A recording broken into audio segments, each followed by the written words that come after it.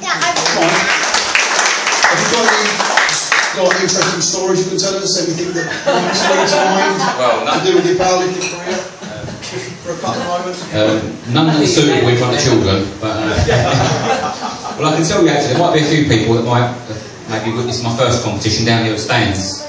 First of all, you'll remember that at that time I was a mere novice, and we had a competition. There was a guy who came down here. His name was Gary Peck or something. I think he was, yes. And he was a bit of a trophy hunter. So he wasn't really a member of Staines Gym, but he joined the week before to be eligible for a trophy. And this guy had done some Olympic lifting, some clean and jerk Olympic lifting. And he put in a good performance, big squat, left me behind on the squat. We got to the bench press, which is my forte for those of you that don't know. And I was sort of comfortably ahead on the bench press. So we got to the last event, the deadlift. And you know, I was an okay deadlifter, but not great. I think at that time my best deadlift was probably about 180 kilos. So I got the calculator out, as you do, and worked out after Gary had gone what score I needed to win. And I was a bit shocked when I realised I needed about 220 kilos or something to win. So I remember Gary, this Gary Longhouse, whoever he is. So I came out and I said to the guys, right, load the bar up with 220 kilos. And the guys went, you sure? You just struggled with 180. Don't you want 185? No, trust me, I need 220 kilos. You sure? This went on for about 2 minutes. I'm trying to psych myself up, and the guys are trying to talk me out of it. So eventually I put the weight on the bar, or they put the weight on the bar, and I came out really, really psyched up. Forgot about everybody else here, and came up to the bar, really got some power, lifted it off the floor, got it to about here, and then I thought, oh Christ, that's heavy. So I'm standing there, and you remember this, Dan? You've got the video probably. Yeah, my whole body's shaking, and I'm thinking, don't put it down, don't put it down. And Gary and Jason are going, put it down, you stupid bugger. It's not going down, it's not going down.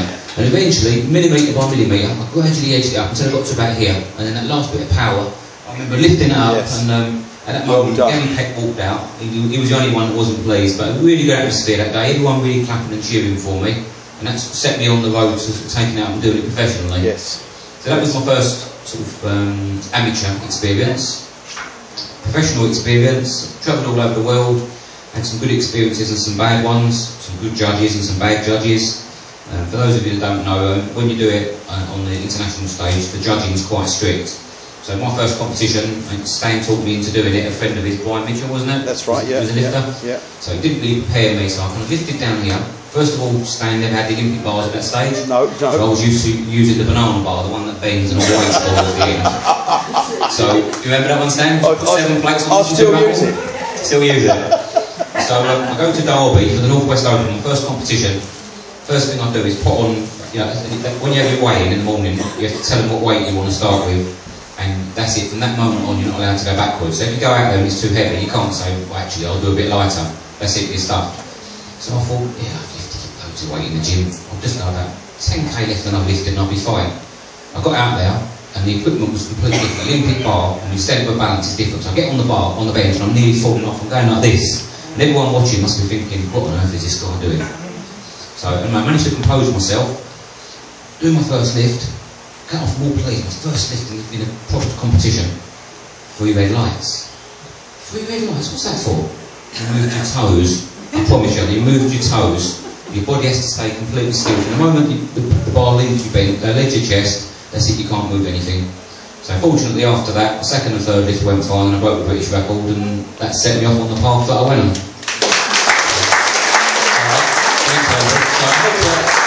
Anybody enjoyed staying in competition? I hope maybe it's inspired a few. Mike, what happened with Europe? What happened with Europe? What happened with Europe? Then what about the world record you took? Come on. The world record? Which one?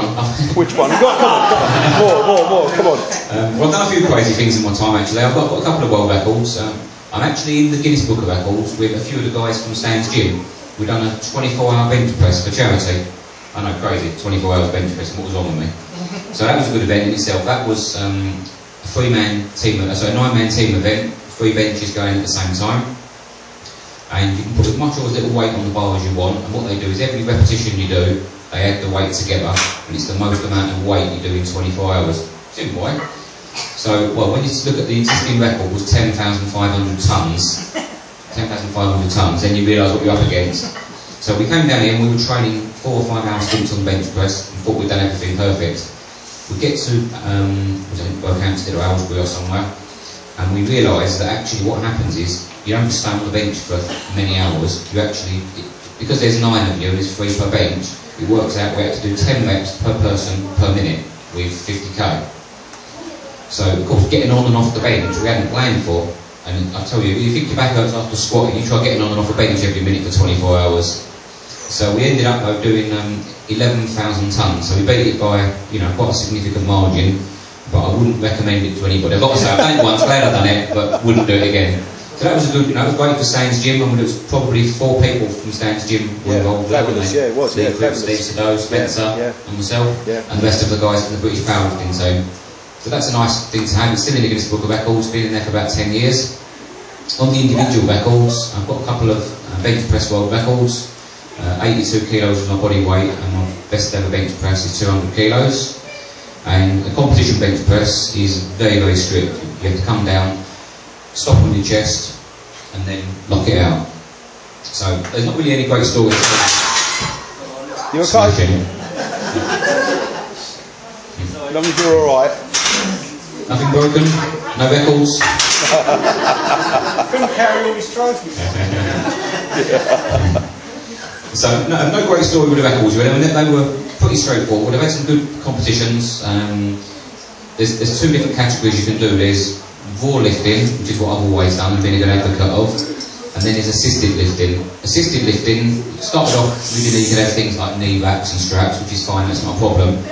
And then they brought in this ridiculous thing called the bench press shirt. Has anyone ever seen a bench press shirt here? I've seen what they're like, yeah? I've seen one. It's like, imagine wearing a wetsuit that's 6 sizes too small. And it's so rigid you can't move in it. But I kid you not, that's what it is. If you Google it, have a look at the bench press shirt. Okay, you put it on and you're stuck, you look like a zombie, you're stuck like that. It takes 3 or 4 people to put it on for you. And you have to slide it on with carrier bags and chalk and all sorts. And it's supposed to be a safety device, but really it's an ego device. It's for people that want to lift more than the body can lift. So me being me, I had many years fortunately of being at the top and nobody ever beating me. So I decided after about 5 years I need a bit more competition. I want to be the undisputed champion. So I looked at the rule book and I thought, hang on a minute, I don't have to wear a bench shirt. If I compete in the assisted section, but I disadvantage myself, sod it, why not do that? So I entered the assisted section and I beat all the guys with the zombie shirts on. But the funniest story with that was I went to France to a place called Rouen, and for some reason the guys in the French team, they obviously hadn't sort of heard about me, didn't know about me or whatever, and I was the only one sitting in the warm-up room without a bench press shirt on. And I saw these guys all nudging each other and looking at me and laughing because I'm there in a t-shirt, they're all in these, you know, £200 really expensive bench shirts, and I'm sitting there in a t-shirt. So these guys go out, I think the heaviest one was a French guy, went out with an opening lift of 140 kilos, and you know, he's got his shirt on and that was it. He's really pleased with himself and all patting him on the back. So then little old me, I go out with my t-shirt and it's, okay, Mike Joseph's bar loaded, 180 kilos. I see these guys all looking at each other thinking, has he worked it out wrong? Does he think it's in pounds? So 180 kilos, I went out there, easiest lift ever, I was really fired up for it, so got the bar down on my chest, drove it straight off, and these guys, their jaws all hit the floor, and they've gone from nudging each other to coming up and patting me on the back.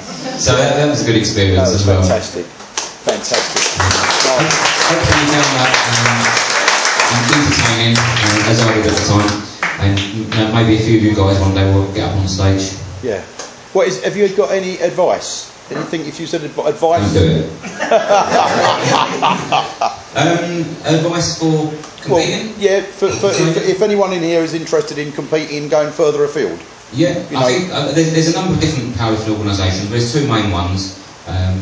Being a member of Stan's Gym and being an avid fan of drug-free lifting, I would say there's only one organisation to join. That's the BDFPA, which is the British Drug-Free Powerlifting Association. You can join online. You have to do a regional qualifier. It's a good experience, even if you don't go any further, as many don't. It's a good experience just to go there and do a proper lift under proper circumstances. But what you'll find is that your lifting will increase. Just by going there and doing it properly, you'll learn a lot from it, your lifting will increase. And you might surprise yourself. I mean, when I first started and Stan's friend said to me, that's good lifting, mate. He said, you know, lifting like that, he said, you could probably be a British champion, maybe even a world champion. I thought, no, the world's a big place, world champion. But as I said earlier, you know, first competition I went there and broke the British record, and in my first year, world champion. Unfortunately, I had 13 years at the top before injury got hold of me, and I've never been beaten. So I'm waiting for one of you guys to come along and take the title now, though. Can I tell you a secret? You know that first show that we had here, the first powerlifting competition, that very first show when you won the bench press competition, remember? Yeah. You won the overall, didn't you? That's right, yeah. That's right. And what year was that? 1934, I think. Well, you know, we don't have competitions every year, but what inspired me to the lead up of that competition was I came in here one day and saw the weights that you were lifting, and I thought to myself, we've just got to have another competition. We've got to put you against the strongest guys in the club and see where you come. And that, so it was at one time, I remember I seen you on the bench, and I just went out and I spoke to a few people. I said, we're going to have another competition. Let's see where Mike will be. And look where you are now. It was fantastic. I mean, it just showed really, though, that anyone could do it. Anyone could be a world champion. Absolutely. So, just, you know, finding what you're good at. Well done, Mike. Okay, thanks everyone.